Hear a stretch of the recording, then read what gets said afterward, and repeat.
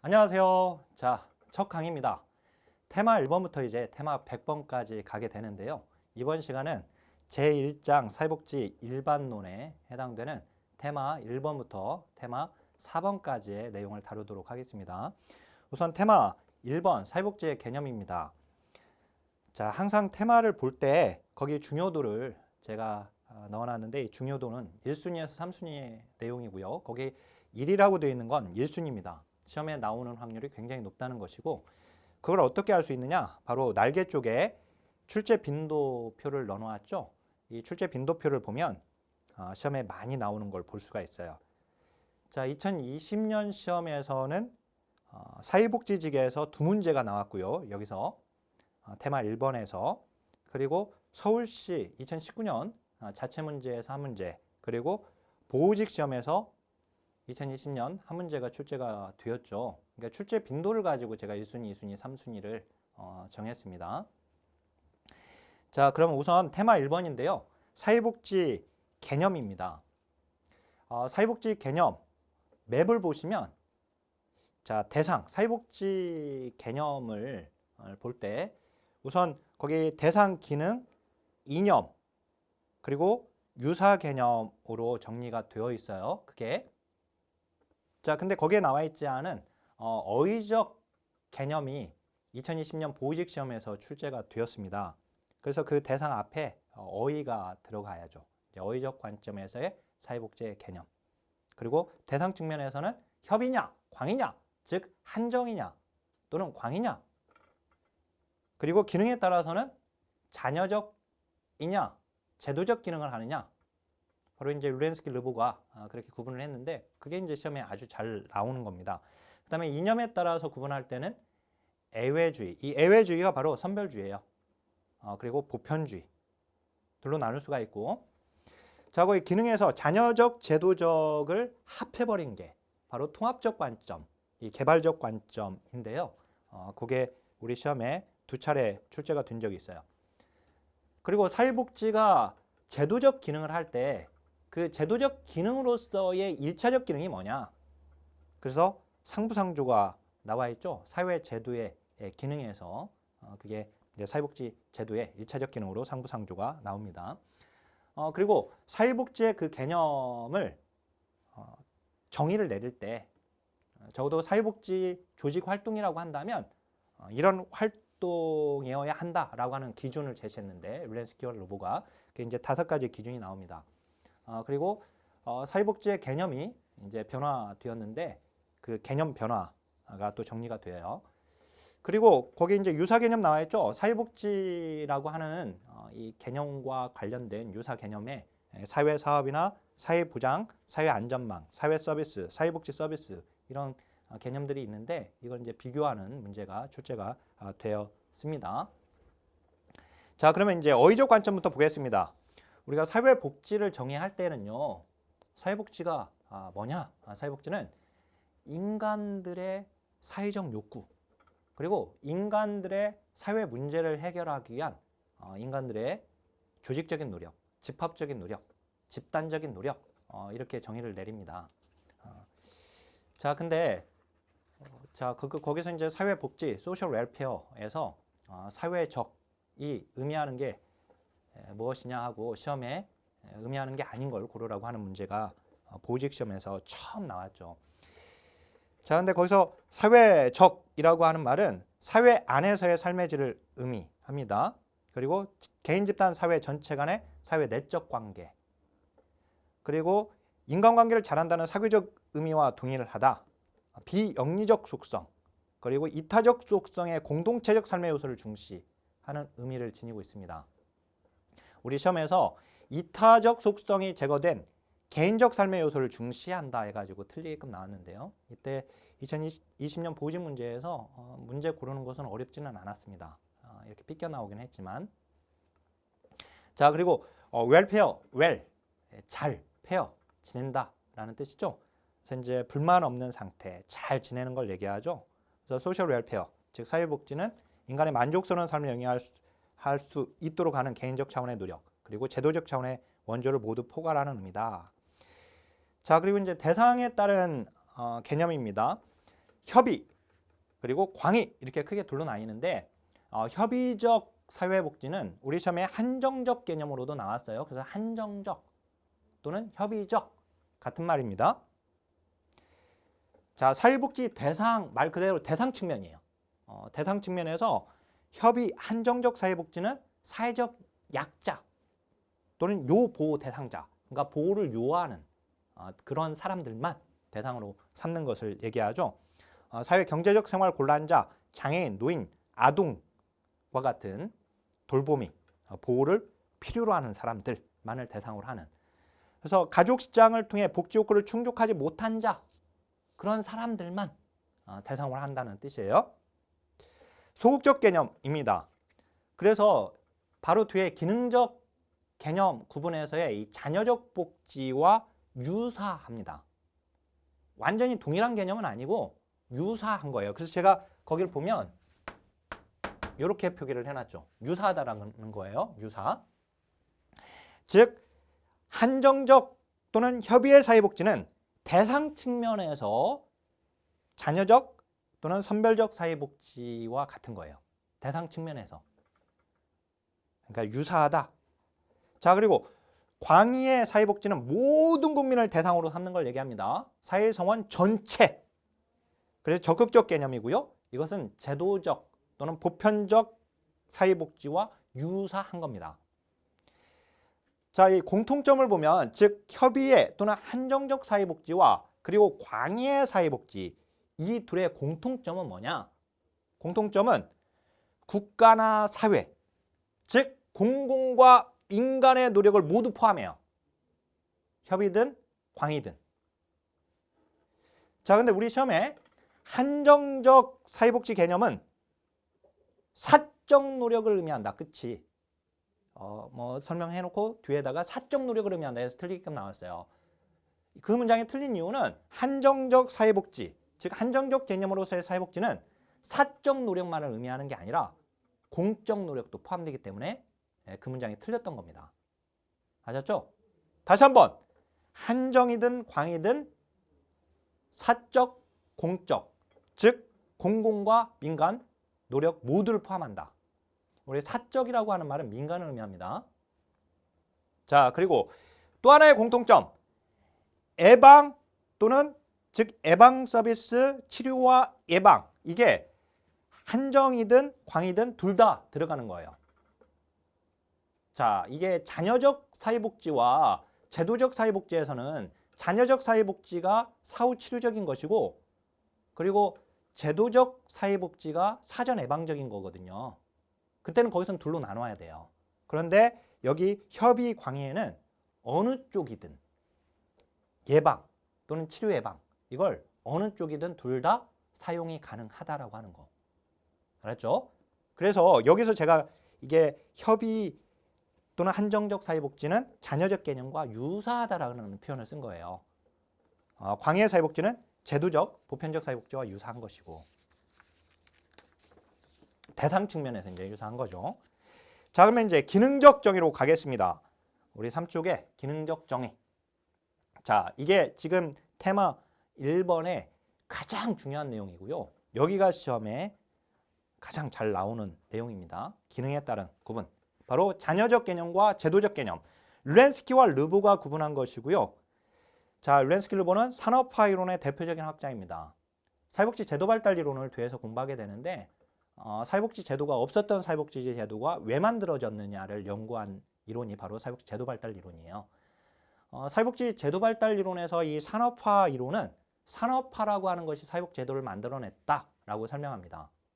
자, 근데 르렌스키와 르보의 이 기능적 구분에서도 산업화가 사회복지 제도를 만들어낸 걸로 설명하게 되거든요. 그래서 산업화 이론의 대표적인 학자라고 되어 있는 겁니다. 자, 그 표에 보면 시대적 배경에 보니까 자녀적 사회복지는 즉 사회복지가 자녀적 기능을 한 걸 얘기해요. 자녀적 기능을 하는 사회복지는 전통사회예요. 즉 산업화 전이에요. 산업화 전에는 사회복지가 자녀적 기능을 했던 거예요. 그런데 산업화가 되고 나서 사회복지가 제도로 만들어졌다는 거예요. 그래서 제도로서의 기능을 하는 사회복지. 그게 제도적 사회복지입니다. 자, 그러니까 산업화가 결국 사회복지를 제도로 만들어버리게 된 것이죠. 자, 그래서 거기 기능 구분을 보면 안전만 기능만 수행한다고 되어 있죠. 무슨 말이냐면 사회복지 제도가 주요 사회 제도들이 실패를 하게 될 때 그때의 안전망 기능, 그러니까 주요 사회 제도들의 잠재적 실패에 대한 안전망 기능만 하는 거예요. 그 주요 사회 제도들에 종속되어 있는 거죠. 그래서 거기 보면 다른 제도의 종속적 제도라고 되어 있습니다.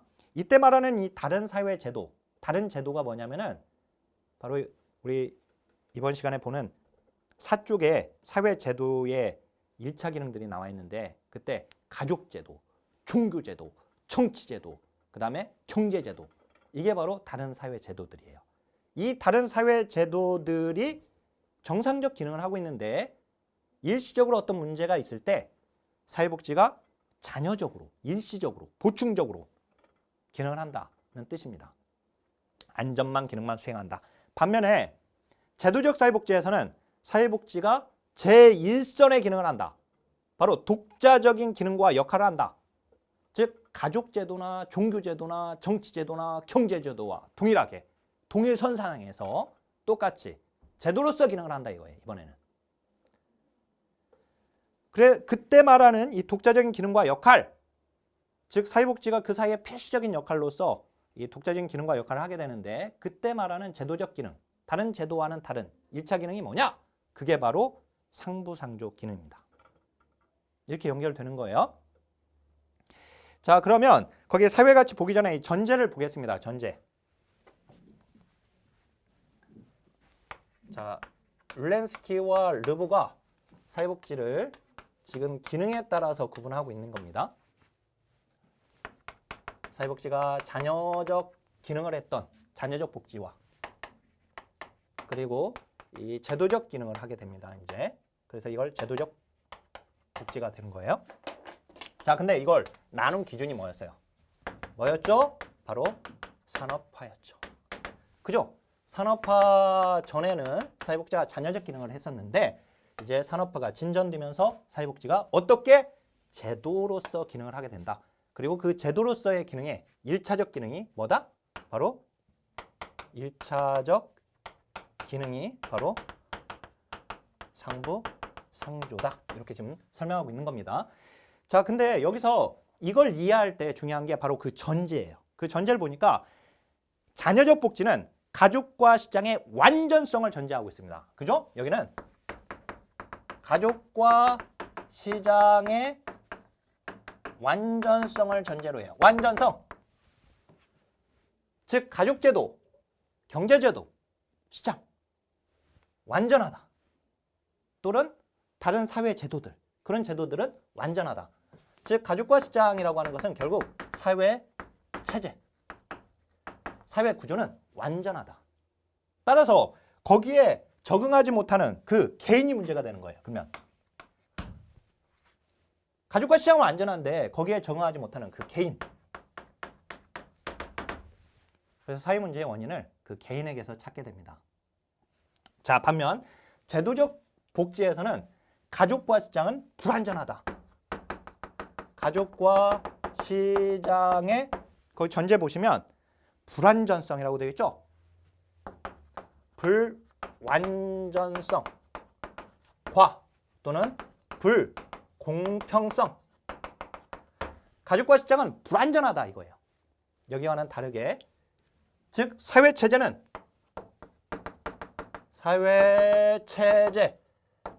사회 구조는 불완전해요. 따라서 누구라도 실직을 할 수가 있는 것이고 시장에서 그리고 이제 가족이 해체될 수도 있는 겁니다. 가족은 완전하지 않기 때문에 따라서 그 책임을 개인한테 묻지 않고 사회 체제의 원인이 있는 거잖아요. 사회 구조에. 그죠? 그래서 여기서는 원인을 사회 구조에서 찾는 거예요. 이거는 지금 개인에게서 찾는 것이고. 자, 그래서 거기 전제 밑에 보니까 사회 문제의 원인, 개인 책임, 그리고 여기 사회 구조적 책임 이렇게 되어 있죠. 개인 책임이라고 하는 것은 결국 개인의 과실 자기 책임의 원칙이죠. 그 과실을 진 그 개인이 책임을 지라는 거예요. 이 개인은 결국 개인주의로 오게 됩니다.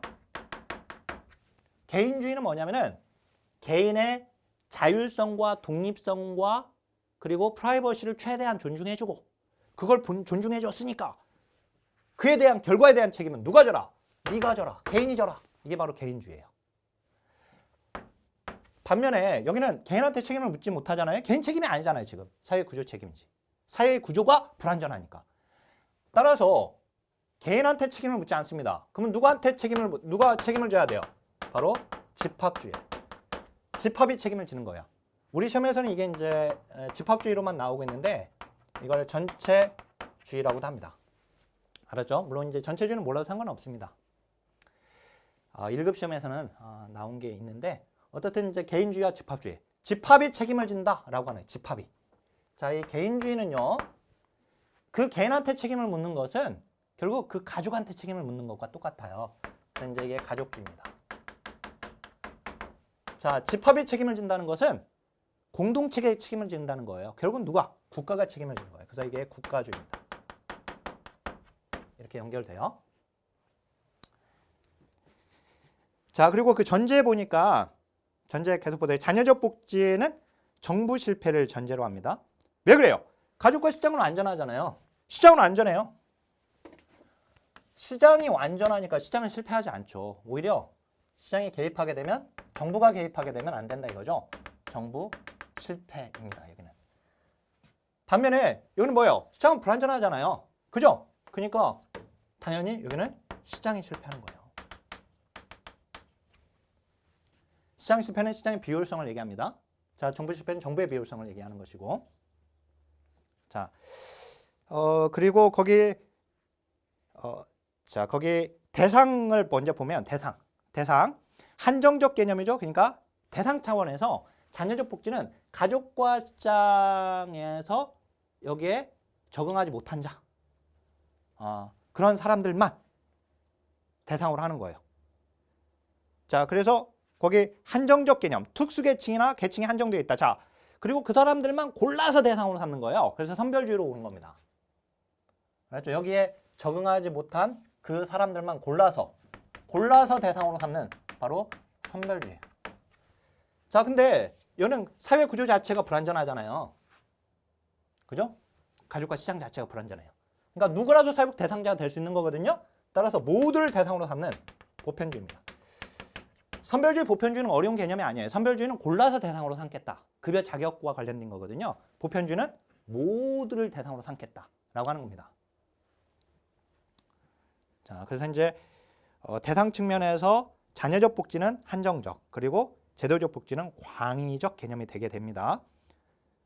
그리고 선별주의는 결국 국가 책임은 최소화하는 겁니다. 그리고 제도적 복지는 국가가 책임을 지라는 거죠. 그래서 아까 여기 국가주의로 오게 돼요. 여기는 국가 책임 최소화, 국가 책임, 국가주의니까 국가의 책임을 져주는 겁니다. 자, 그리고 빈곤의 해결에서 자녀적 복지는 사후 치료적인 개념이에요. 여기에 사후 치료적 개념 나와 있죠? 사후 치료적 개념.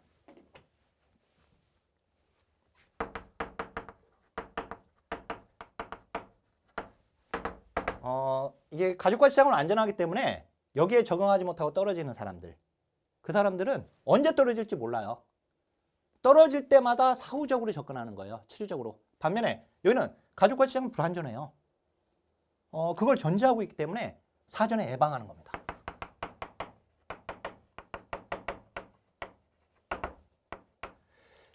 이게 지금 한정적 개념과 유사하고 광의 개념과 유사하다고 했는데 앞서 제가 뭐라고 했어요? 한정적 그리고 광의 개념에는 사전, 사후 그러니까 여기 치료, 예방이라고 하는 개념이 어느 쪽에 들어가도 상관없다고 그랬죠. 그죠? 그런데 여기서는 나눠져야 돼요. 자녀적, 제도적 사회복지에서는. 자, 그리고 거기 빈곤 해결은 이제 개별적 해결이라고 되어 있어요. 여기 자녀적 개념에서는. 그러니까 언제 떨어질지 몰라요. 떨어질 때마다 개별적으로 접근하는 거예요.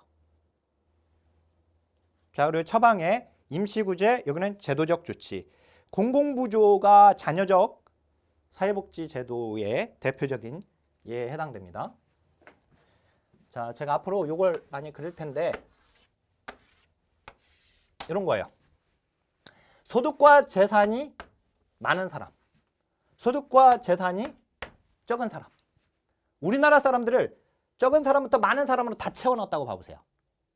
이 컵 안에다가. 그리고 여기다가 선을 하나 긋게 되면 이게 바로 최저 생계 보장선이 됩니다. 또는 최저 생활 보장선이 되게 돼요. 바로 이게 이제 빈곤선이 되게 되죠. 빈곤선인데 최저 생활 보장선. 자, 빈곤선 밑에 있는 사람들에 대해서는 바로 공공부조로. 그리고 빈곤선 위에 있는 사람에 대해서는 사회보험으로 대처하고 있는 겁니다. 자, 그래서 공공부조는 시장 경쟁에서 패배한 사람들, 시장 밖으로 쫓겨난 사람들, 경제적 시장 경쟁에서 패배한 바로 그런 사람들이 이제 빈곤선 밑으로 떨어지게 돼요. 자, 그리고 떨어질 때마다 그 사람들을 대상으로 삼게 됩니다. 사회보험은 사전 예방적으로 만든 제도입니다. 이거 나중에 이제 뒤에서 보게 되겠지만 이 둘 다 어디를 지키려고 하는 거냐면 바로 여기를 지키려고 하는 거예요. 최저생활보장선을. 사회보험은 잘 살고 있지만 이 사람이 나중에 사업 실패하게 되고 이혼하게 되고 장애를 입게 되고 등등등 해가지고 사회적 위험에 빠져서 추락하게 될 때 적어도 이 선 밑으로 떨어지지 않게끔 사전 예방하는 보호의 하한선의 개념이고요. 적어도 이 밑으로는 떨어지지 않게 하겠다. 자, 이미 가난하게 태어나서 가난하게 살고 있어요. 그리고 지금 여전히 가난한데 이 사람은 적어도 가난하지만 이 정도까지는 먹고 살게끔 해주겠다라고 하는 보호의 상한선의 개념이에요. 뭐가? 공공부조가. 알았죠? 따라서 둘 다 최저생계를 보장하려고 하는 겁니다. 어떻든 이제 공공부조는 자녀적 그리고 사회보험은 제도적 복지의 대표적인 제도입니다. 자, 그리고 자녀적 복지 거기 이제 그 공공부조에 메디케이드가 나와 있죠. 메디케이드. 메디케어와 메디케이드가 있어요. 미국 역사에서 1965년에 이게 1935년에 제정된 사회보장법에 추가가 됩니다. 1965년에 메디케이드와 메디케어가. 근데 메디케어는 의료보험으로 번역하고요. 거기 메디케이드는 의료보호로 번역하는데요. 메디케이드는 극빈자를 대상으로 한 것이고 메디케어는 노령연금 수급자만을 대상으로 했습니다. 근데 이제 극빈자를 대상으로 한 공공부조 대상자들을 대상으로 한 거기 메디케이드는 결국 자녀적 복지에 해당이 되는 것이죠. 그 다음에 비기여, 무기여입니다. 공공부조는 기여하지 않고 받는 거예요. 일반 조세를 통해서 주게 되죠. 사회보험은 기여금 수익자 부담 원칙입니다. 자, 그리고 빈곤 수준, 절대적 빈곤 측면에서 빈곤 수준을 낮게 책정하게 된다. 이 자녀적 복지 차원에서는. 반면에 제도적 복지에서는 상대적 빈곤, 그래서 빈곤자를 좀 더 많이 대상으로 삼게 된다는 거예요. 빈곤선을 높게 정하게 되니까. 그렇죠. 빈곤의 수준을 높게 책정한다. 즉 아까 여기 빈곤선을 높게 책정하면 그 밑에 있는 사람들이 늘어나게 되잖아요. 빈곤자들이 더 많이 늘어나게 되는 것이죠. 그죠? 빈곤자를 더 그러니까 상대적 빈곤의 개념에 따라서 사회적 박탈을 인정해서 빈곤선을 높게 책정한다는 겁니다. 자, 그리고 개입 기간. 자녀적 복지는 가능한 한 일찍 종결. 그래서 가족과 시장의 기능을 회복하면 일시적으로 개입한 거니까 개입을 중단하게 되죠. 반면에 제도적 사회복지는 아예 제도화 만든 겁니다. 제도화한 것이죠. 자, 사회복지 수혜자로 보게 되면 자녀적 복지는 가족과 시장은 완전한데 사회복지 대상자가 된다는 것은 뭔가 문제가 있는 사람들이에요. 아니, 가족과 시장은 완전한데 완전 대부분 사람들 다 적응하면서 사는데 거기에 적응하지 못한 사람들은 뭔가 문제가 있는 사람들이에요. 그래서 여기서는 사회복지 대상자를 볼 때 병리적 관점으로 봅니다. 즉 낙인을 수반하죠. 자, 거기 아까 처방에 응급처치적 요소라고 되어 있거든요. 응급처치적이고 여기는 그리고 이제 낙인을 수반하고요. 그리고 자격 있는 빈자의 신청 기피가 발생됩니다. 그러니까 즉 자격 있는 빈자다 할지라도 신청을 기피하는 거예요. 그래서 이 자녀적 복지, 이 공공부조 제도가 수급률이 떨어져요. 여기는 수급률이 높습니다. 수급률이라고 하는 것은 참고로 이 수급률이라고 하는 것은 그 자격 있는 사람들이 실제 급여를 받는 율을 얘기하는데요.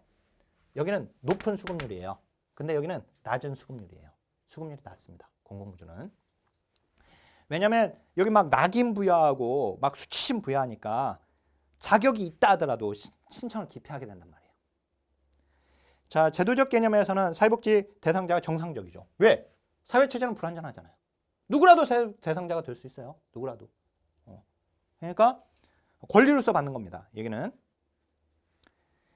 자, 그리고 정상적이고 낙인이 없다라고 하는 거. 그리고 아까 보지 않은 게 이제 사회적 가치 부분에서 거기 개인주의, 집합주의 있고요. 그 다음에 정치적으로는 보수주의고 경제적으로는 자유방임주의라고 하는 겁니다. 자녀적 복지는. 왜냐하면 여기는 극우예요. 극우. 자, 우리 이데올로기 이제 뒤에서 공부를 할 텐데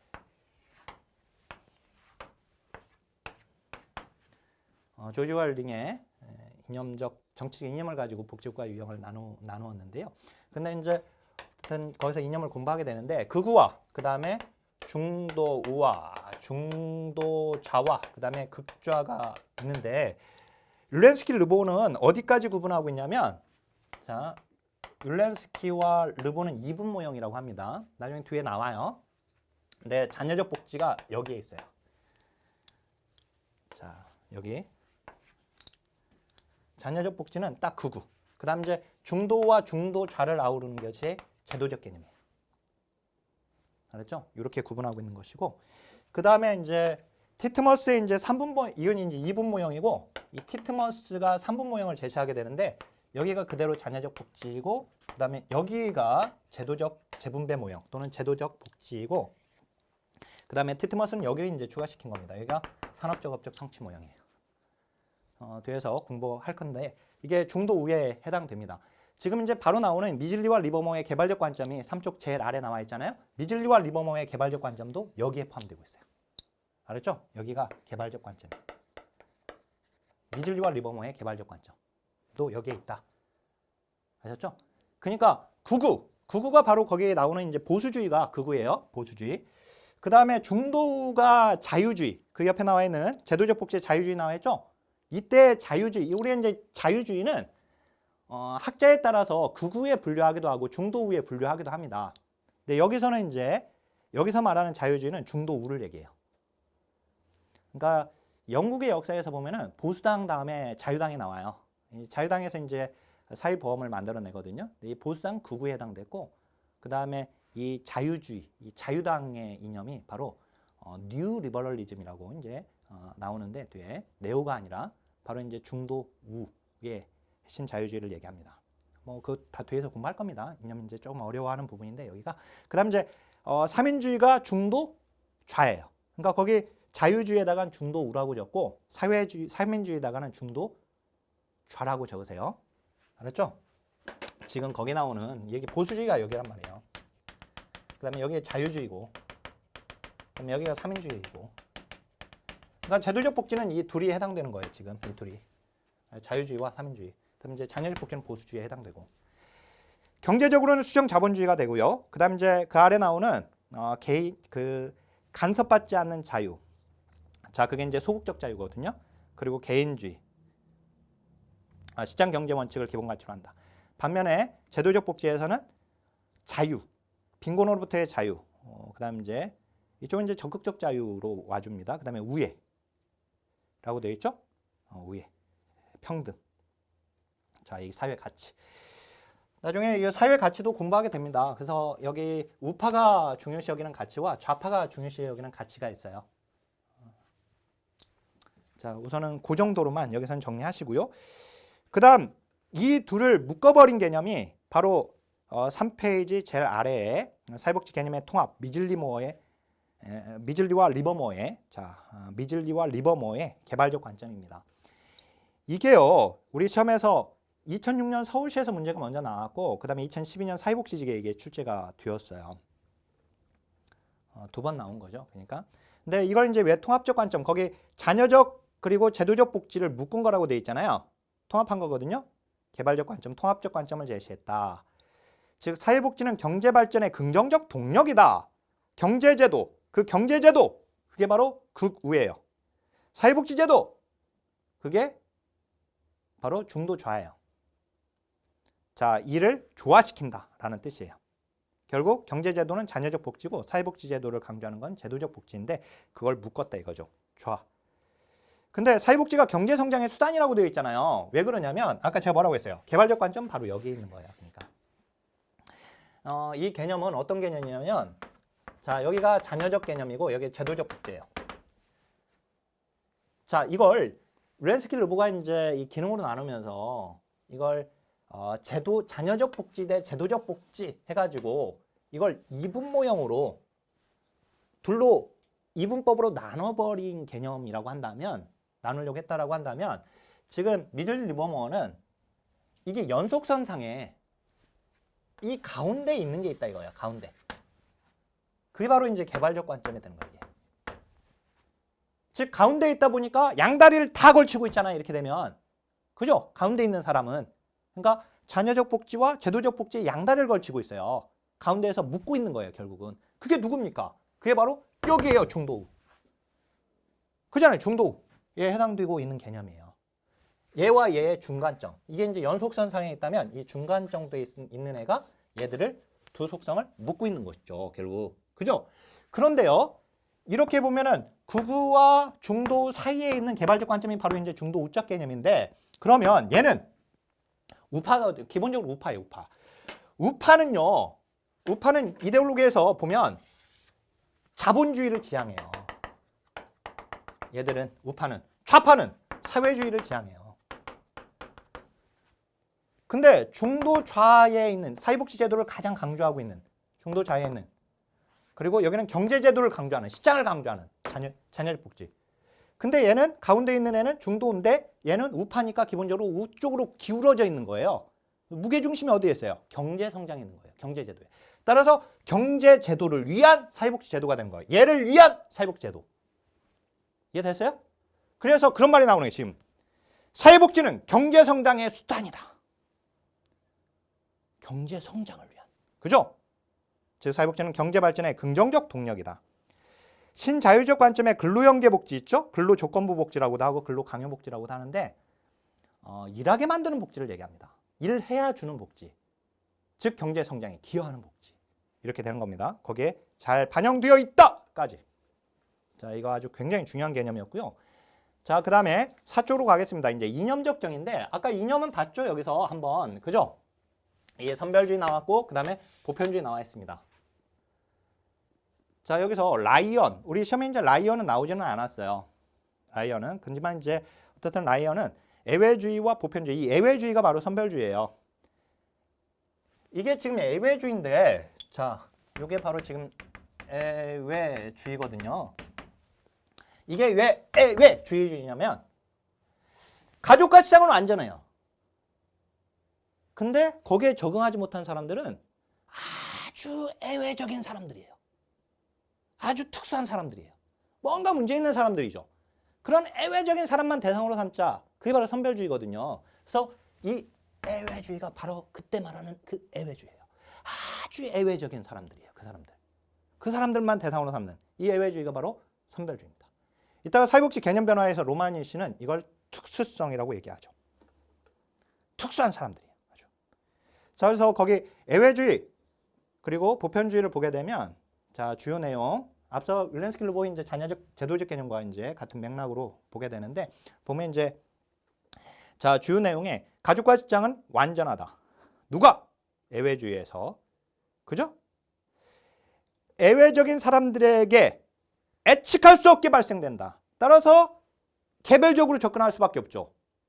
언제 떨어질지 모르니까 떨어질 때마다 개별적으로 접근하는 거예요. 그리고 그 개인의 욕구에 따라서 자격을 제한합니다. 즉 사회복지는 시혜이고 자선입니다.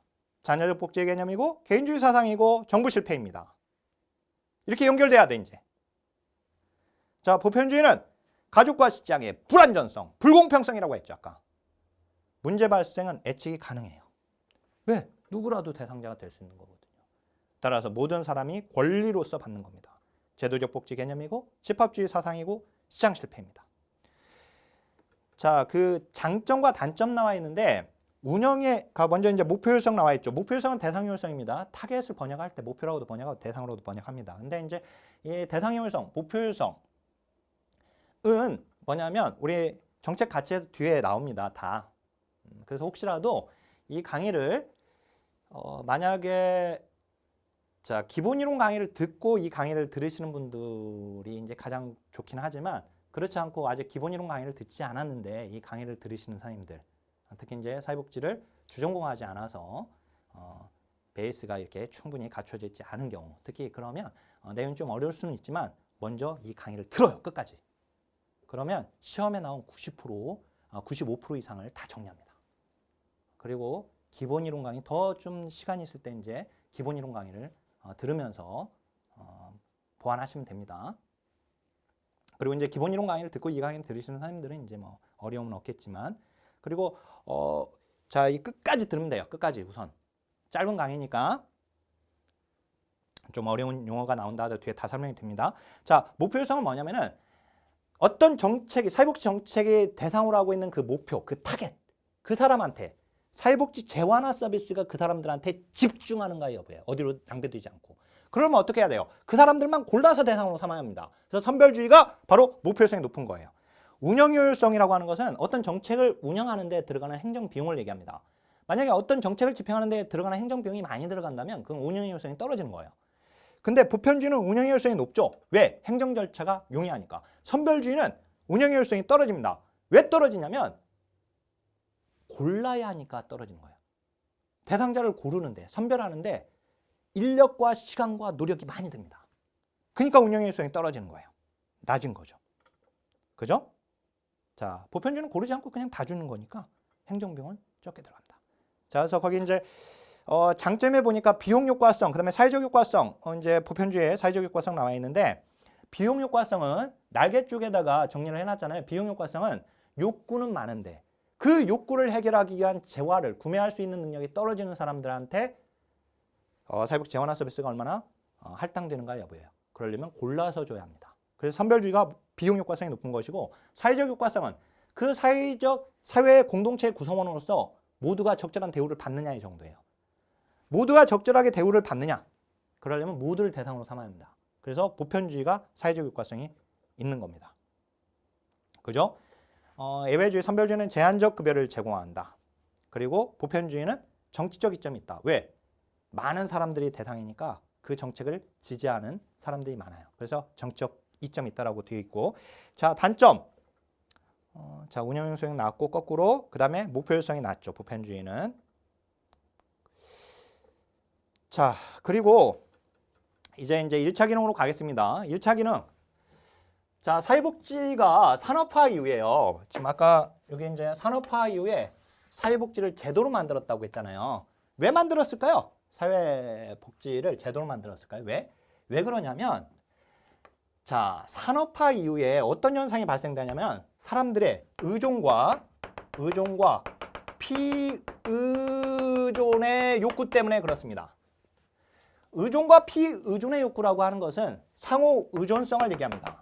상호 의존성.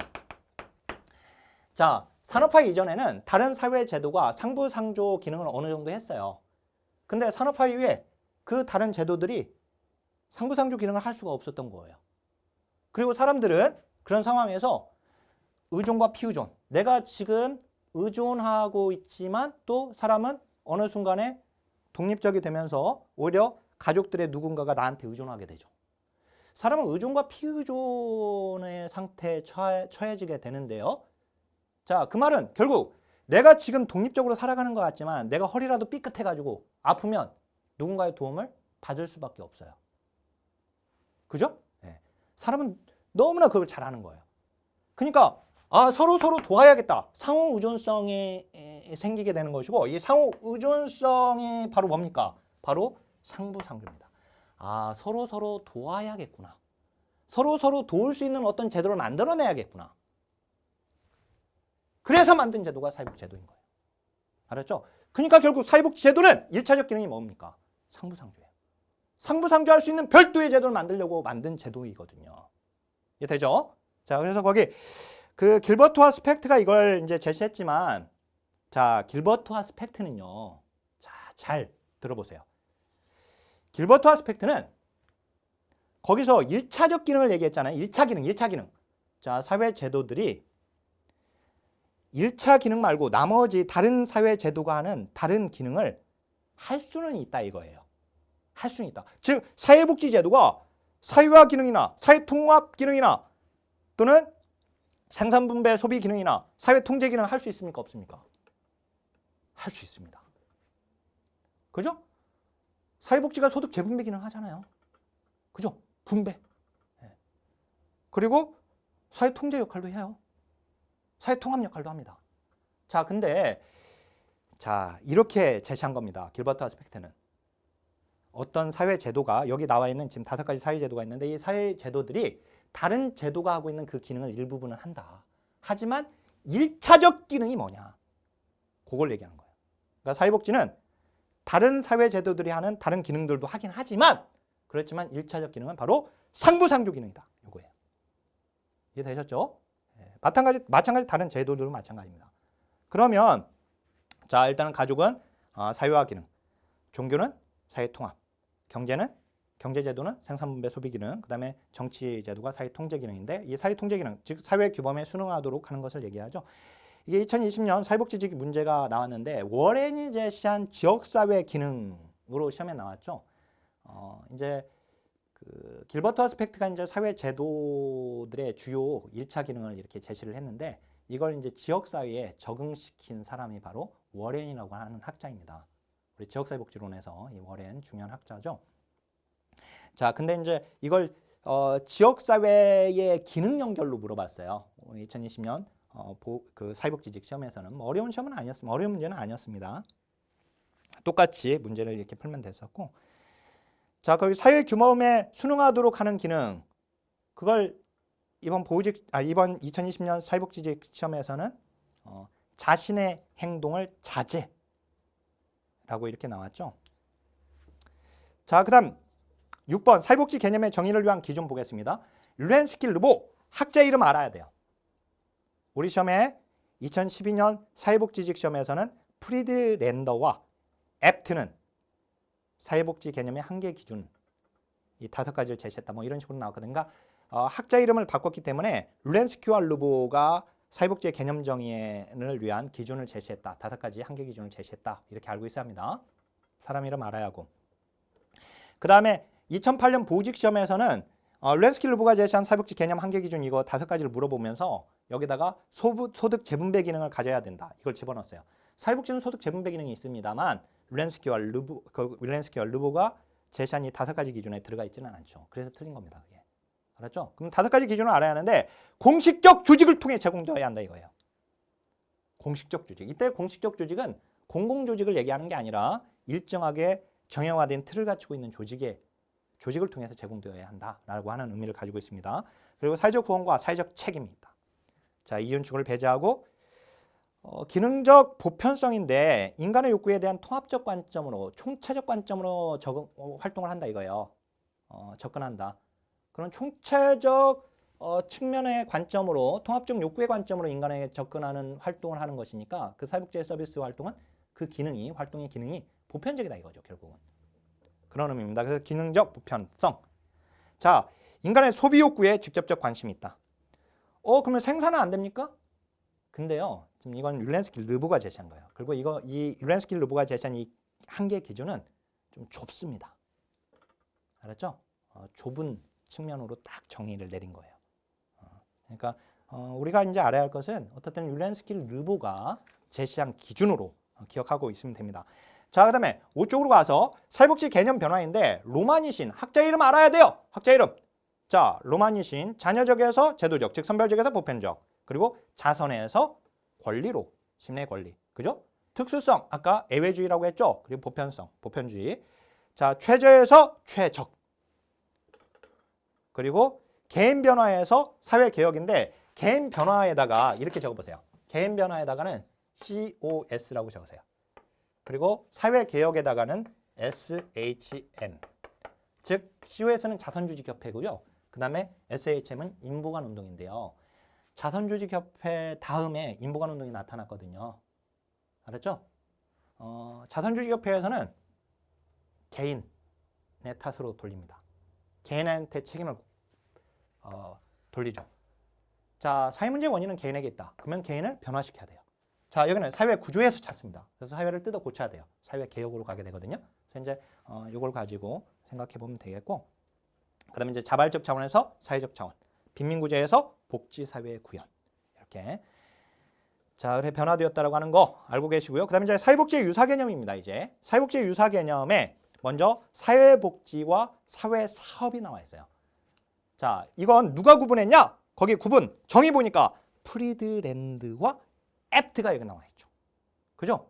우리 이제 사회복지를 주전공한 경우는 원서 강독할 때 이분들의 책을 가지고 이제 원서로 보게 되죠. 자, 근데 그 책에 사회복지와 사회사업을 구분하고 있어요. 근데 거기 구분할 때 거기 보면 사회복지는 조직적인 제도, 사회사업은 전문적 활동이라고 되어 있죠. 그죠? 자, 사회복지는 이상, 이념, 사회사업은 실천. 즉 사회복지는 제도적 체계, 사회사업은 전문 사회사업의 기술적 체계. 우리가 정책이냐 실천이냐 이렇게 얘기할 때 정책 측면을 얘기하고 있는 것이 사회복지, 실천 측면을 얘기하고 있는 것이 사회사업이에요. 알았죠? 그래서 이제 거기에 예방 방빈, 환경 지향, 그다음에 여기는 치료 구빈, 인간 지향, 그 개인에 초점을 두고 있는 것이 사회 사업이죠. 그래서 거기 사회복지는 바람직한 사회 건설, 사회사업은 바람직한 인간, 거시적, 미시적, 제도정책, 전문적 방법과 기술.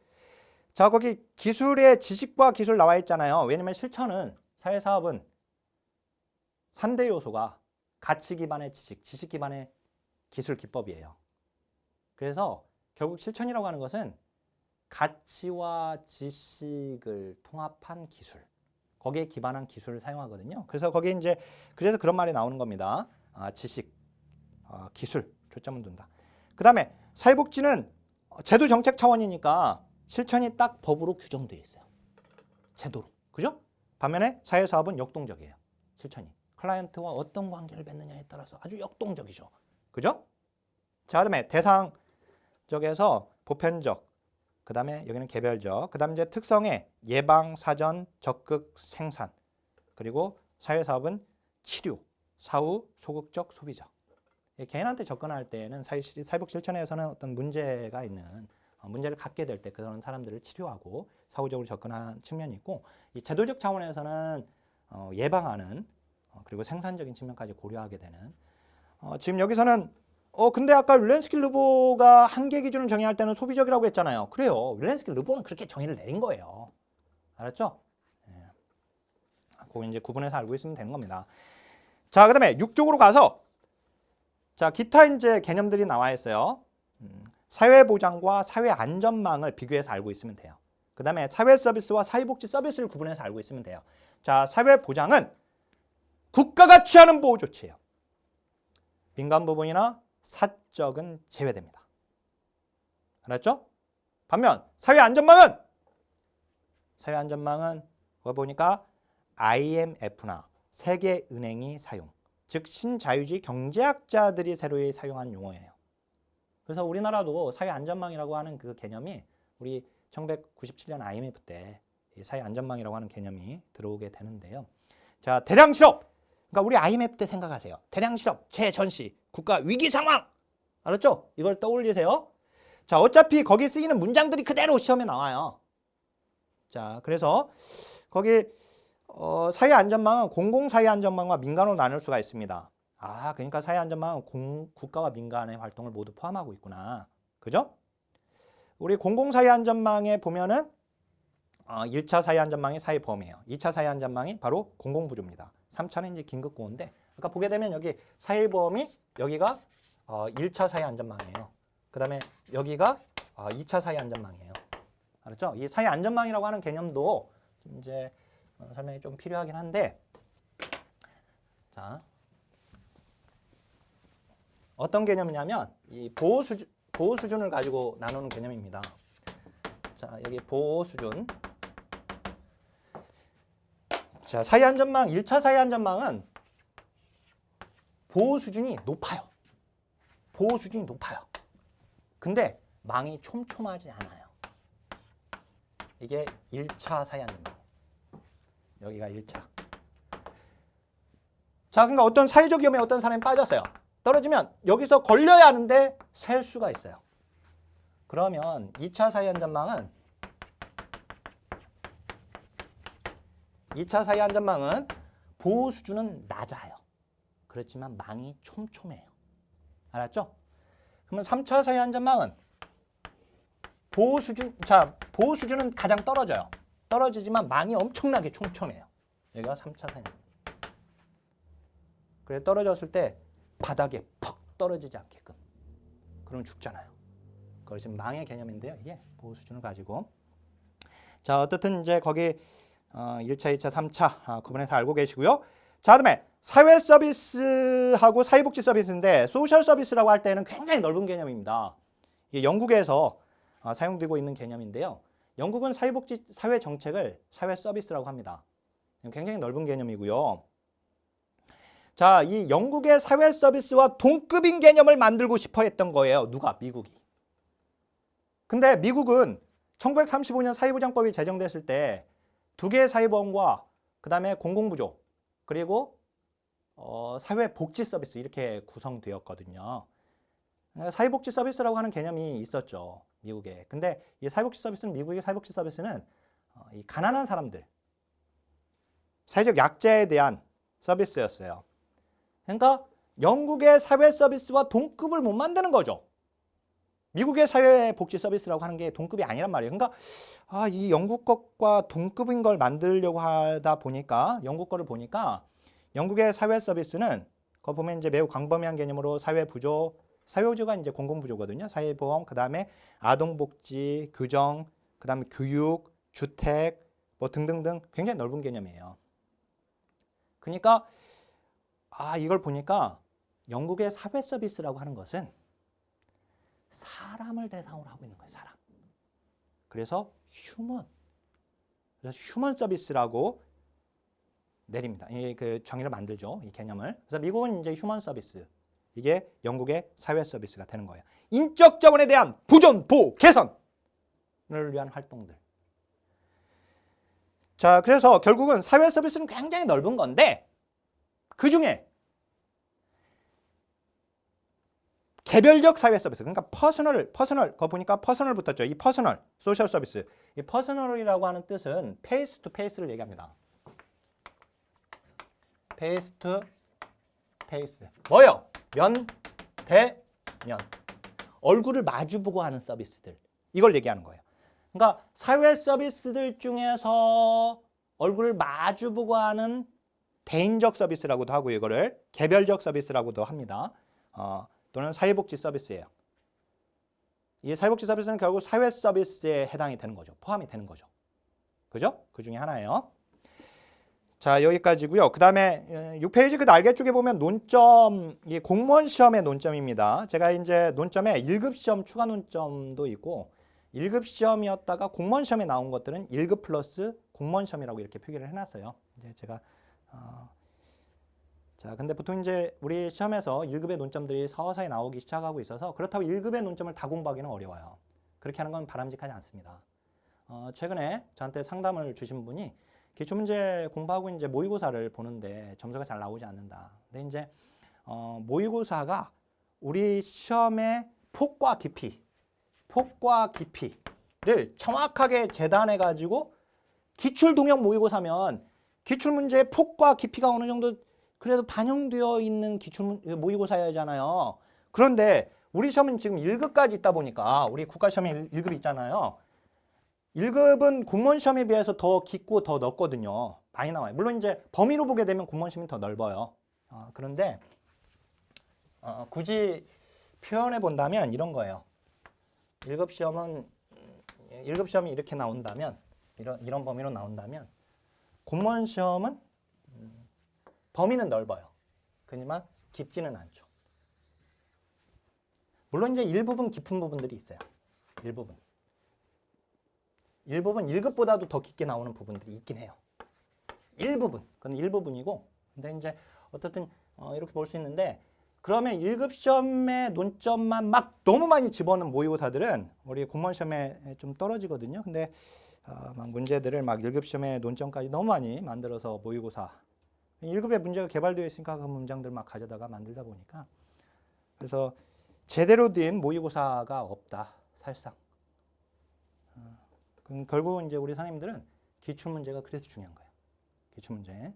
지금 여기 우리 9.72 강의를 토대로 시험에 나온 것들을 아주 완벽하게 정리하시고 여기에다가 플러스 기출문제, 통합기출문제 또는 9.7 합격생 핵심 기출문제, 그걸 이제 보시길 바라겠습니다. 자, 어쨌든 이제 66페이지에 사회복지학과 사회과학의 분과학문의 차이점에서 컴퓨터는 간질적 학문이다. 틈새과학적 성격이다. 그리고 이제 사회과학의 가치성과 관련되어 있습니다. 탈가치적, 가치 중립적인 것이 아니라 가치성과 관련되어 있다. 그 다음에 절충주의죠. 이 개인주의, 우리는 집합주의를 지향하는 것 같지만 개인주의를 배척하지 않습니다. 자, 우리 자녀적 복지가 개인주의였잖아요. 공공부조가 개인주의적 측면이에요. 이제 사회 보면 이제 집합주의적 측면이죠, 그죠? 여기가 제도적 복지고 자녀적 복지니까, 그죠? 둘 다 필요한 겁니다. 절충하는 거죠, 가치도. 그다음에 이제 다학문적 성격을 가지고 있다. 그 정도. 자, 그다음에 이제 테마 2번으로 가게 되는데, 테마 2번. 자, 이제 사회복지 주체가 나와 있습니다. 테마 2번하고 테마 4번은요, 주체와 객체론이에요. 자, 무슨 말이면 사회복지 주체, 바로 공공부문, 민간부문. 사회복지 객체는 제가 사회복지를 정의할 때 인간의 사회적 욕구, 그리고 인간들이 만들어낸 사회 문제를 해결하기 위한 거예요. 그러니까 사회복지의 대상은 사회적 욕구와 사회 문제가 되는 것이죠. 그죠? 근데 이 욕구는 인간의 욕구와 인간 욕구, 기본 욕구, 사회적 욕구로 구분이 됩니다. 근데 그 욕구에 대한 부분은 우리 시험에 나오지 않았기 때문에 제가 여기다 반영을 하지 않았는데, 우리 기본서에는 이제 다 정리가 되어 있고 기본서에서는 강의를 다 진행을 합니다. 그게. 자, 근데 어떻든 제 테마 4번에서는 이제 사회 문제로 시험에 나오기 때문에 사회 문제 그 대상은 거기서 볼 거고요. 이제 주체, 이제 누가 제공하느냐, 민간, 공공, 민간 이렇게 나눌 수가 있죠. 참고로 테마 3번은 사회복지에 접근 3순위인데 앞서 우리 공부했던 사회복지와 사회사업 있죠? 5페이지에서 정리했던 거, 그거의 연장선이에요. 연장선. 지금은 잘 나오지 않지만. 자, 우선 이제 그러면 지금 남아있는 것은 주체와 객체인데, 주체 논의에서 공공부문, 민간부문. 자, 이거 중요도 2순위입니다. 자, 테마 1번에서 제가 시간을 많이 할애해서 좀 첫 강의가 조금 길어지겠네요. 어떻든 이 강의를 통해서 사회복지를 완벽하게 좀 정리를 하실 수 있고요. 이것으로도 고득점이 가능합니다. 자, 사회복지 주체, 공공부문과 민간부문 보면 먼저 그 표를 보면은요, 제1섹터, 바로 섹터는 부문이죠. 그러니까 제1부문. 바로 순수 공공부문을 얘기합니다. 이 공공부문은 나누면 중앙정부냐, 지방정부냐 이렇게 나눌 수가 있겠고, 그 다음에 2섹터, 순수 민간부문입니다. 바로 영리죠. 바로 시장이죠. 자, 근데 1섹터와 2섹터가 섞인 부분, 이 섞인 부분을 바로 제3섹터, 바로 비영리 부분입니다. 근데 비영리와 영리는 모두 다 민간이 되게 됩니다. 아셨죠? 그래서 이제 민간은 크게 영리와 비영리로 나뉘게 되는 거예요. 자, 그 섞인 부분, 공공과 민간의 역할 분담, 그게 바로 이제 복지다원주의가 되게 됩니다. 자, 그러면 이제 공공부문의 필성, 국가가 사회복지를 제공해야 하는 이유입니다. 그리고 8페이지에 민간부문의 필성, 민간이 사회복지를 제공해야 하는 이유입니다. 자, 여기서 중요한 건 목차가 중요합니다. 목차, 일단 목차를 외워야 돼요. 자, 공공부문의 필성, 그 말은 뭐예요? 시장이 실패한다는 거예요. 시장 실패로 인해서 국가가 개입해야 한다. 국가 개입의 정당성이죠. 자, 목차가 중요해요. 자, 외부 효과, 국가 개입의 정당성입니다. 긍정적 외부 효과, 부정적 외부 효과 모두 다 국가 개입의 정당성입니다. 알았죠? 목차가 중요해요. 자, 근데 긍정적 외부 효과를 외부 경제, 부정적 외부 효과를 외부 불경제라고도 합니다. 자, 이렇게 정리하면 돼요. 자, 다시 한번. 국가가 개입해야 하는 이유, 시장에. 바로 외부 효과. 또는 긍정적 외부 효과, 부정적 외부 효과 모두 다 국가가 시장에 개입해야 하는 이유입니다. 국가 개입의 정당성입니다. 국가가 사회복지를 제공해야 하는 이유입니다. 그런데 조심해야 할 거. 어떻든 긍정적 외부 효과, 부정적 외부 효과 모두 다 국가가 개입해야 하는 정당성인데 그런데 사회복지 재화를 국가가 제공해야 하는 이유를 물어보게 되면 그때는 부정적 외부 효과는 빠집니다. 긍정적 외부 효과가 있기 때문에 사회복지 재화나 서비스를 국가가 제공해야 한다는 거예요. 사회복지 재화나 서비스는 부정적 외부 효과가 아니라 긍정적 외부 효과가 있는 재화나 서비스이기 때문에 국가가 제공해야 한다는 뜻입니다. 다시 한번. 자, 국가가 제공해야 하는 이유에, 시장에 개입해야 하는 이유에 그렇게 물어보게 되면 긍정적, 부정적 외부 효과 모두 다 포함이 됩니다. 그런데 사회복지 재화나 서비스를 국가가 제공해야 하는 이유 이렇게 구체적으로 이렇게 물어보게 되면 그때는 부정적 외부 효과라고 하면 안 되고 사회복지 재화나 서비스는 긍정적 외부 효과가 큰 재화나 서비스니까 국가가 제공해야 한다. 알았죠? 자, 그 다음에 공공재. 그 다음에 머스그레이브는 이걸 가치재라고 했었어요. 가치재라고 합니다. 가치재가 우리 시험에 나온 적이 있었죠. 이제 물론 행정부 제 시험에 나왔지만 어쨌든 공공재, 가치재 나오면 그건 국가 개입의 정당성입니다. 사회복지 재화를 국가가 제공해야 하는 이유가 되게 됩니다. 자, 목차만 알면 돼요. 거기서는. 자, 그 다음에 정보의 비대칭성. 정보의 비대칭성은 정보를 많이 가지고 있는 쪽에서 적게 가지고 있는 쪽에 피해를 끼치는 행동을 얘기합니다. 즉 공급자와 수요자. 자, 여기 공급자와 수요자가 정보가 대칭적일 때 등가 교환이 가능한 거예요. 근데 어느 쪽에서 정보를 많이 가지고 있으면 많이 가지고 있는 쪽에서 적게 가지고 있는 쪽에 피해를 끼치게 되는데 그게 바로 정보의 비대칭성입니다. 그러려면 이거를 누군가가 개입해서 갖게끔 만들어줘야 돼요. 바로 정부가. 그래서 정보의 비대칭성은 국가 개입의 정당성입니다. 자, 거기에 정보의 비대칭성 그 세 가지가 있는데요. 그거 알아야 돼요. 불완전한 정보, 역선택, 도덕적 해이는 정보의 비대칭성에 해당되는 것이다. 그렇게 알아야 합니다. 불완전한 정보는 공급자가 정보를 많이 가지고 있는 경우예요.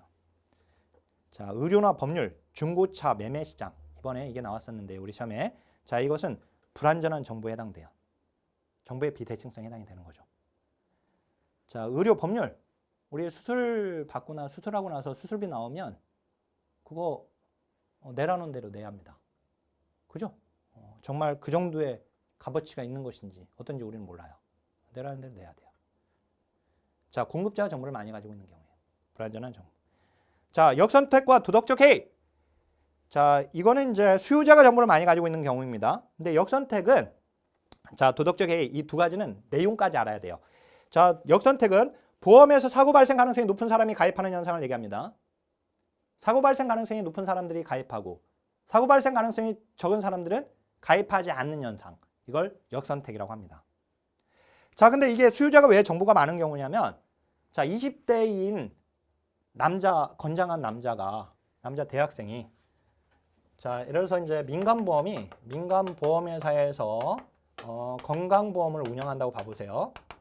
민간보험회사에서 자, 그러면 민간보험과 사회보험의 가장 큰 차이는 뭐냐면 가입이 강제적이냐 임의적이냐는 뜻이에요. 임의적은 이제 자율적인 걸 얘기하는데 자발적인 거. 민간보험은 가입이 임의적입니다. 내가 가입하고 싶으면 가입하고 그렇지 않으면 가입하지 않아도 되죠. 그죠? 사회보험은 강제로 가입시키고 있지만. 그러니까 민간보험이 건강보험을 운영한다면 그러면 건강에 자신 있는 사람들은 가입하지 않게 돼요. 자신이 없거나 또는 질병이 발생될 가능성이 높은 시기에 가입하게 됩니다. 근데 만약에 20대인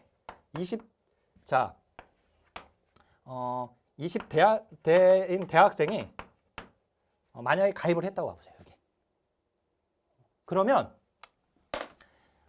대부분은 가입을 하지 않는데 대학생이 지금 가입한 거예요.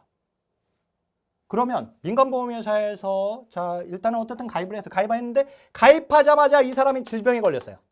사실 20대인 이 대학생은 자기가 정말 순수한 의도에서 가입을 한 거예요.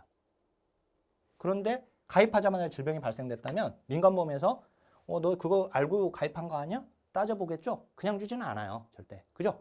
그러면 이제 여기가 이제 수요자이고 여기가 공급자인데 그 정보는 누가 가지고 있어요? 수요자인 대학생이 가지고 있는 거예요. 진짜 그 질병을 내가 알고 가입했는지 아닌지는. 그죠?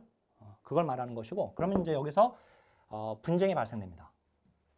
충분히 보장돼야 할 질병의 문제가 보장되지 못하는 문제가 발생돼요. 그러니까 역선택에서는 보험에 가입하기 전의 정보를 모르는 거예요, 공짜가. 근데 이제 도덕적 해이는 보험에 가입을 했어, 이제.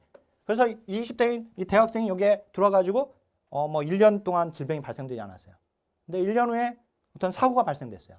그럴 때 보험회사가 또 따져봐요. 너 그거 고의냐 아니냐 이걸 따져보겠죠. 그러면 자, 이 도덕적 해이는요. 거기 보험 가입자가 위험 발생의 예방 회피 행위를 적게 하여서 위험 발생이 높아지는 현상을 얘기하는 거거든요. 자, 그러면 그 내가 보험에 가입했으니까 뭐 이제 사고 나면 뭐 보험 처리하지. 이게 바로 이제 그 도덕적 해이예요. 근데 요거는 보험에 가입하고 난 다음에 그 다음에 정보예요, 이제. 고의인지 아닌지. 그 정보를 공급자가 모르는 거예요. 소유자가 알고 있는 거죠.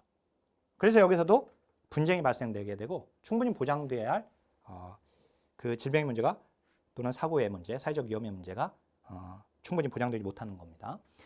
자, 그다음에 불완전한 경쟁, 이게 독과점의 문제입니다. 이건 당연히 국가가 개입하는 것이고요. 그다음에 규모의 경제, 이거는 국가가 개입해야 하는 이유입니다. 특히 사회복지는 이제 전 국민을 대상으로 하고 있는 사회보험의 경우에 국가가 운영할 때 비용 절감 효과가 있다. 그다음에 이제 위험의 비독립성.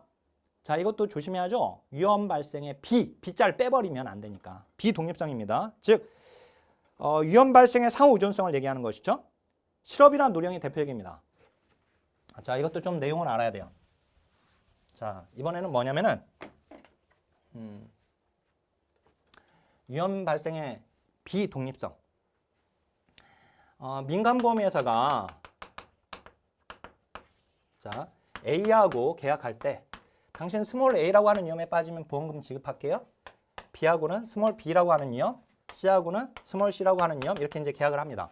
자, 근데 A가 스몰 A라고 하는 위험에 빠졌어요. 그러면 A한테만 지급하면 되는데 근데 위험이 발생이 비독립적이어서 A가 발생되는 순간 B가 발생되는 순간 C가 발생되는 순간 D가 이게 발생된다면 위험이 비독립적이라면 위험이 상호 의존적이라면 그러면 민간보험회사는 망해버려요. 이게 바로 이제 대표적인 경우가 바로 실업과 노령이 바로 위험 발생이 비독립적입니다. 상호 의존성을 지니고 있어요. 따라서 이런 경우는 국가가 운영을 해야 한다는 겁니다. 자, 그다음에 물품 평등주의, 물품 평등하게 하는 것도 국가가 가능한 것이죠. 그다음에 소득 분배도 국가가 가능한 겁니다. 자, 민간 부분의 필요성은 간단합니다. 민간이 제공해야 하는 이유, 정부 실패 때문이죠. 자, 파생적 외부 효과. 조심해야 돼. 2017년 서울시에서 문제가 나왔는데요. 자, 그냥 외부 효과, 긍정적 외부 효과, 부정적 외부 효과는 국가의 정당성이었죠. 그죠? 그런데 파생적 외부 효과는 바로 민간 부분의 필요성입니다. 파생적 외부성, 이거는 시장 실패를 바로잡기 위해서 국가가 개입했는데 오히려 역효과가 나타나는 거예요. 국가가 집값을 안정시키려고 개입했는데 집값은 폭등하고 이런. 자, 거기 얘가 나와 있는데 이러니까 국가가 개입해서 오히려 역효과가 발생됐으니까 국가 개입하지 마! 이렇게 되는 겁니다. 자, 도덕적 해이는 국가 개입의 정당성이기도 하지만 민간 부분의 필요성이기도 합니다. 국가가 너무 보장해주다 보니까 사람들이 나태와 기만, 도덕적 해이가 더 나타났다. 특히 이제 미혼모가 많이 발생되고 있고 미혼모를 위한 정책이 많이 만들어지니까 또는 이혼 여성을 위한 정책들이 많이 있다 보니까 이혼 여성들이 더 많이 발생된다. 이런 식입니다. 결국 이제 도덕적 해이를 조장한다 국가가. 따라서 국가 개입하지 말라라는 것이죠. 근데 도덕적 해이 현상을 줄이기 위한 제도에 일하려고 하지 않는 것도 도덕적 해이거든요. 거기 빈곤의 함정이나 실업의 함정도 자, 빈곤의 함정, 빈곤선에 머물러 버리는 것이죠. 빈곤선으로부터 나오려고 하지 않고 탈수급이 안 되는 것이죠. 그다음에 그 실업의 함정, 실업급여를 받고 일자리를 적극적으로 알아보지 않게 되는 실업의 함정. 그러니까 일하려고 하지 않는 것들도 바로 국가가 보장해 주다 보니까. 그래서 그것도 도덕적 해이인데 도덕적 해이를 줄이기 위한 제도는 결국 일하게 만드는 제도들은 도덕적 해이를 줄이기 위한 제도입니다. 그래서 거기 조건부 수급제도, 근로소득 공제제도, 자활소득 공제제도 다 일해야지 받을 수 있는 것들이거든요. 그러니까 뭐 도덕적 해이를 줄이기 위한 제도이고 본인부담금 제도. 자, 이건 이제 건강보험의 본인부담금은 바로 비용을 받으니까 안 아프려고 노력하는 겁니다. 아프면 큰 돈 들어가니까. 자, 바로 그것도 이제 도덕적 해이를 줄이게 한 거예요. 자, 그다음에 비경쟁성, 국가가 그냥 책임지면 비경쟁적이다. 오히려 경제 성장을 줘야 한다. 근로동기를 약화시키고 노동 공급도 감소시키고 저축과 투자를 감소시킨다. 그리고 정치적 결정으로 인해서 재원화 서비스가 확대가 낭비된다. 불필요한 재원화 서비스의 확대 그리고 낭비. 소비자 선택을 왜곡한다. 그러니까 국가 개입하지 말라 이런 얘기입니다. 이거는. 자, 그러면 이제 복지다원주의인데 복지다원주의는 중요한 개념입니다. 복지다원주의. 자, 비록 짧은 강의지만 이 강의를 토대로 우리 공무원 사회복지학 개론 완벽하게 정리를 할 수 있습니다. 자, 이 복지다원주의인데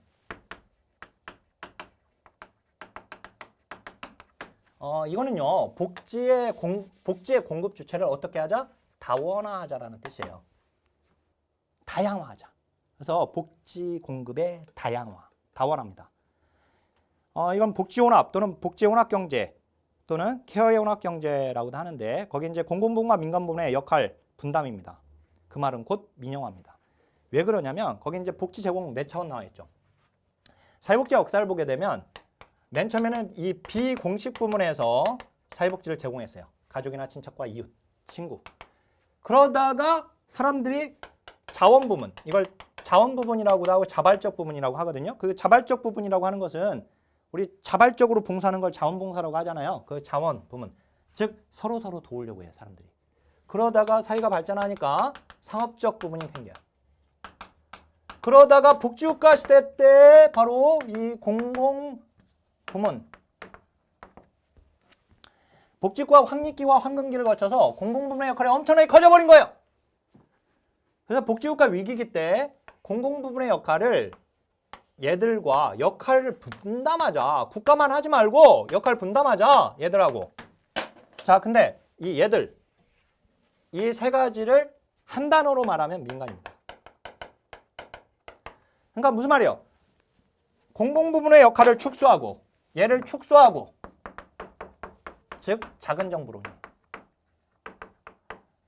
얘의 역할을 띄어가지고 이 역할 분담하자는 말은 뭐예요? 그간의 국가의 역할을 이제 축소하고 얘들한테 넘기자라는 거잖아요. 민간한테 넘기자! 이게 뭐예요? 바로 민영화.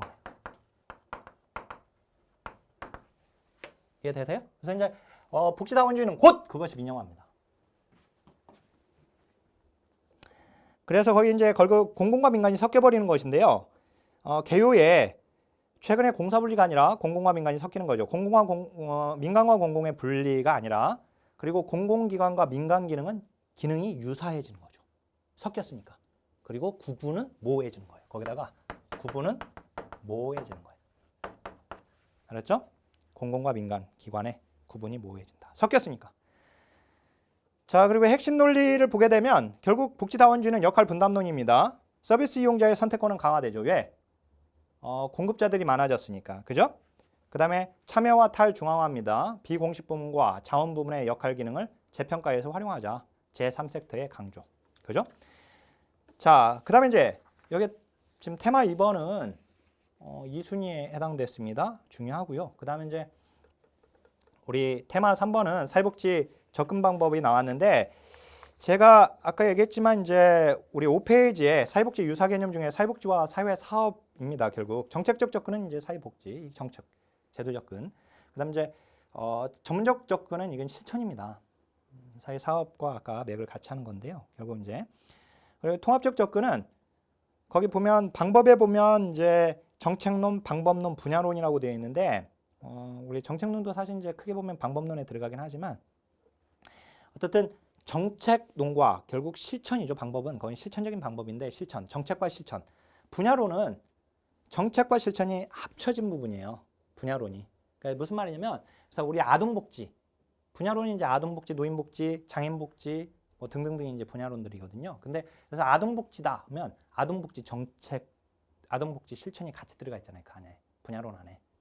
그죠? 그러니까 이 분야론은 결국 이제 이 크게 보면 정책적 접근이나 전문적 접근은 다 방법론들이거든요. 이 방법, 정책적 방법, 그다음에 실천적 방법, 얘들을 한마디로 응용해서 결합시켜서 응용하고 있는 것이 이제 분야론인데, 자, 이 문제는 과거에 나왔지만 이제 정책적 접근은 그러니까 내용에 보면 사회 문제의 역사적, 사회적 존재 형태와 사회 제도의 결합. 전문적 접근에서는 환경 조건의 개선이나 퍼스널리티의 개발에 중점을 둡니다. 이거는 그냥 참조만 하세요. 자, 문제 그냥 풀어보시고 그렇게 중요도는 떨어집니다. 자, 마지막으로 테마 4번입니다. 사회 문제입니다. 다시 한번 사회복지라고 하는 것은 인간의 욕구와, 즉 사회적 욕구와 인간들이 만들어 놓은 사회 문제를 해결하기 위한 인간의 조직적이고 집합적인 노력입니다. 자, 근데 이 대상이 결국 이제 사회적 욕구와 사회 문제인데, 사회적 욕구는 우리 시험에 나오지 않아서 여기다는 정리를 하지 않았지만 이제 기본서에는 정리가 되어 있어요. 그래서 이 욕구를 인간 욕구, 기본 욕구, 사회적 욕구로 이렇게 구분해요. 자, 근데 그건 시험에 안 나왔기 때문에 제가 지금 안 보는 거고, 자, 그러면 사회 문제 이제. 사회 문제는 거기 성격에 시간에 따라 달리 정의되고 공간에 따라 달리 정의됩니다. 정의하는 데 기준이 존재합니다.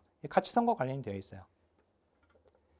그리고 그러니까 가치 중립적, 탈가치적인 게 아니라, 그리고 사회 문제의 원인을 어디서 찾느냐에 따라서 관점은 다양해집니다. 자, 그리고 사회 문제를 거기 인간 개인의 태도나 행동이나 상호작용이나 인간관계상의 문제로 보는 것을 미시적 관점, 구조적, 사회 제도적 측면으로 보는 것 거시적 관점이라고 합니다. 자, 사회 문제의 성립 요건 6가지가 나왔죠. 우리가 사회 문제라고 할 때는요, 그 6가지 요건이 있는데, 일단 사회적 가치나 규범에서 벗어나야 합니다.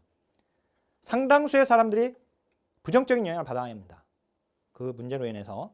그리고 그 원인은 사회적인 것이어야지 됩니다. 예를 들어서 홍수나 가뭄은 그 원인이 자연적인 것이죠. 따라서 그건 사회 문제가 아니에요. 홍수나 가뭄은 그것 자체는 사회 문제가 아니에요. 다만 홍수가 되었을 때, 그다음에 이제 가뭄 이런 현상이 발생됐을 때 거기에 대처하지 못하는 그런 상황이 이제 사회 문제가 되는 겁니다. 홍수 자체가 사회 문제가 되는 게 아니라. 자, 그리고 대다수의 사람들 또는 영향력 있는 일부 사람들이 문제로 판단해야 돼요. 거기서 영향력 있는 일부 사람이 그걸 문제로 판단해버리면 그것도 문제가 돼요. 즉 대통령이나 국회의원이나 또는 이제 언론이나 이런 데에서 이거 문제다! 그러면 이제 문제가 되기도 합니다. 자, 그 다음에 사회가 그 개선을 원하고 있을 거, 개선을 위한 집단적 사회적 행동이 요청될 때. 자, 그리고 거기 이제 테일러 구비가 말하는 신사회적 위험이 나와요.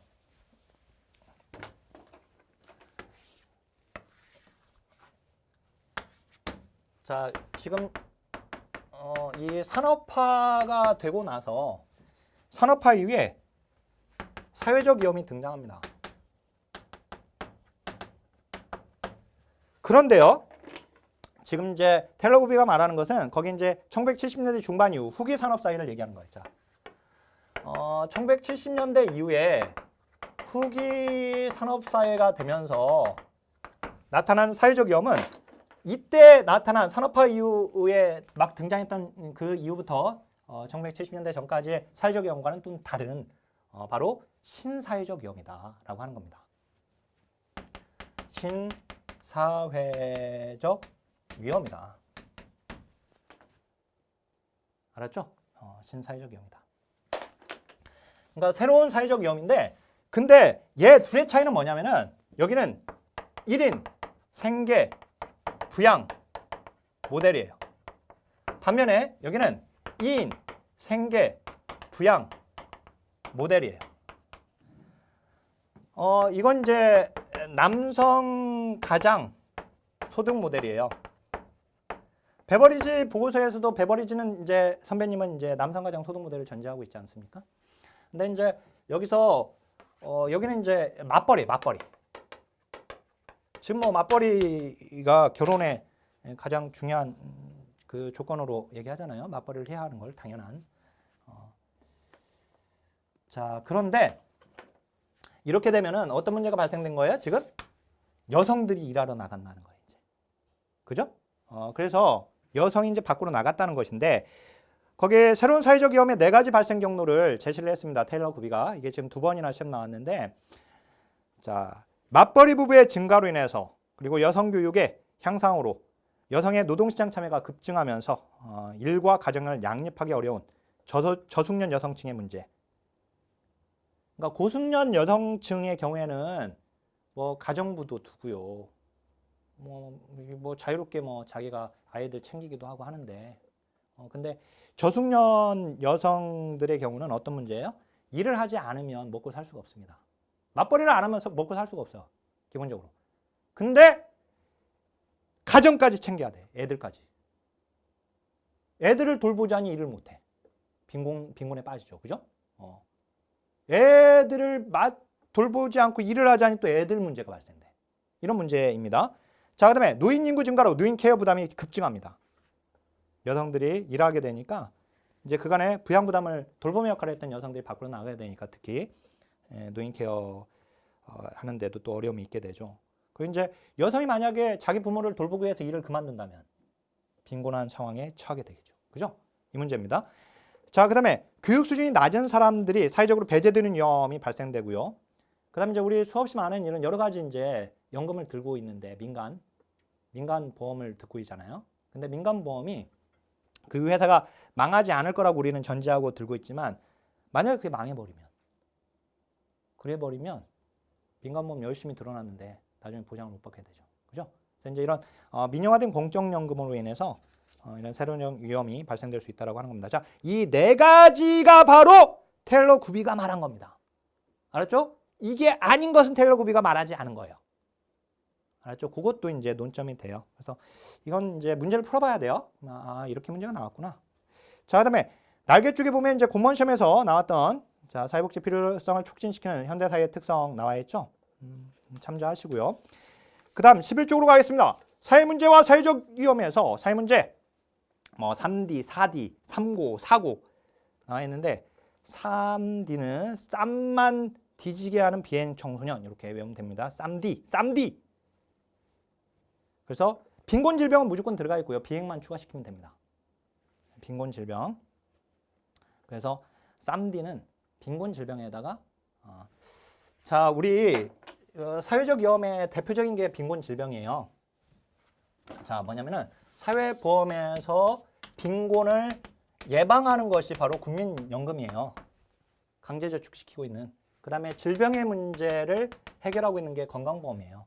마찬가지로 여기 우리 공공부조에서도 빈곤을 구제하고 있는 것이 국민기초생활보장법이에요. 국민기초 생활보장. 저는 이제 기초법이라고 하는데 뭐 국기법으로 이렇게 하기도 하지만 저는 약어로 기초법이라고 합니다. 어쨌든 기초법, 국민기초생활보장법이에요. 근데 질병의 문제, 빈곤선 밑에 있는 사람의 질병의 문제를 지금 보장하고 있는 빈곤을 구제하는 것이죠. 이는 빈곤 구제. 그다음 이제 빈곤 문제에 접근하는 게 의료급여법이에요. 그래서 이제 우리가 4대 사회보험, 5대 사회보험에서 국민연금과 국민건강보험 앞바뀌고 뒷바퀴, 공공부조에서 국민기초생활보장법과 의료급여법이 뒷바퀴예요. 그래서 공공부조법의 양대축 하면 국민기초생활보장법과 의료급여법이고 사회보험의 중요한 2가지 축이 바로 국민연금과 국민건강보험입니다. 그래서 이제 빈곤 질병은 뭐 당연히 중요한 사회적 위험이고 거기다 이제 추가적으로 쌈만 뒤지게 하는 비행청소년. 4D는 이제 거기에 의존까지 하고 있어요. 그죠? 그다음 이제 그 3고니까 빈곤 질병은 그대로 있고 고동만 추가시키면 되고. 그다음에 4고는 이제 무의까지 추가시키고. 그다음 이제 베버리지 5대 사약 빈곤 질병은 무조건 들어가 있고요. 이 빈곤은 궁핍이라고도 하고요. 불나결. 자, 불나무 이렇게 불나무. 자, 베버리지 선배님이 전쟁, 부흥 이게 국가재건위원회거든요. 2차 세계대전 이후에 이제 영국을 어떻게 재건할 것인가 위원회였는데 불에 탄 나무를 베버렸다. 베버리 선배님이 베버렸다. 그죠? 불나무, 불결, 나태, 무지입니다. 무질서가 아니라. 자, 사회적 위험, 우리 사회부장 기본법에 이제 사회적 위험, 나중에 사회부장 기본법에서 뒤에서 또 공부를 할 텐데, 사실 삔질삔질, 바람 듣는 삔질삔질한 장량이 노출하는 것도 사회적 위험이다. 그 8가지 사회적 위험에다가 국제노동기구 ILO에서 채택된 1952년에 채택된 사회부장 최저기준 조약 102호 조약이 있어요. 거기서 이제 9가지 사회적 위험을 제시하는데 이건 시험에 이미 나왔죠. 우리 시험에. 그래서 그걸 비교하면 되는데 우리가 거기 표 제가 정리해놨습니다. 우리가 없는 산업재해가 102호 조약 9개 위험에는 들어가 있고요. 그 다음에 우리에게 있는 빈곤이 102호 조약에는 없습니다. 대신에 질병을 의료로 쪼개고 있어요. 알았죠? 그래서 102호 조약에서의 질병은 이제 그 사회보험의 질병을 얘기하고 의료는 공공부조 쪽의 의료를 얘기합니다. 우리는 그냥 그렇게 나누지 않고 그냥 질병이라고만 되어 있고. 자, 그리고 날개 쪽에 보면은 이제 비복지, 비복지는 디스웰페어인데 티트머스 선배님께서 바로 이제 비복지라고 명명하고 있는 게 있고요. 그다음에 이제 사회문제 이론에서 몇 가지가 과거에 좀 나온 것들이 있어요. 근데 그걸 다 결국 이제 그것까지 추가시키고 싶으면 이제 통합기출 문제를 풀어보면 되고요. 통합기출 문제는 가장 많은 기출 문제를 담고 있으니까 과거 기출 문제까지. 근데 이제 그나마 거기서 좀 나올 만한 것이 그 낙인 이론이 좀 뭐 그냥 공부해 놓으면 되겠다. 그래서 어떤 집단이나 사회적 가치가 특정 현상을 바람직하지 않게 인식하는 것으로서 자, 그 정도입니다. 이 정도에서 이제 기출 문제는 통합 기출 문제나 9.7 학교학생 핵심 기출 문제를 토대로 공부하시면 됩니다. 통합 기출 문제를 보시는 게 더 좋고요. 가장 많은 기출 문제를 담고 있거든요. 우리 공무원 수험서 중에서. 그리고 이제 핵심 기출은 이 테마에 맞게끔 또 정리가 되어 있어요. 통합 기출은 마찬가지지만. 자, 그러면 첫 시간 굉장히 길게 강의를 진행을 했는데 최대한 이 강의가 총 16강으로 진행이 된다고 제가 OT에서 말씀을 드렸습니다.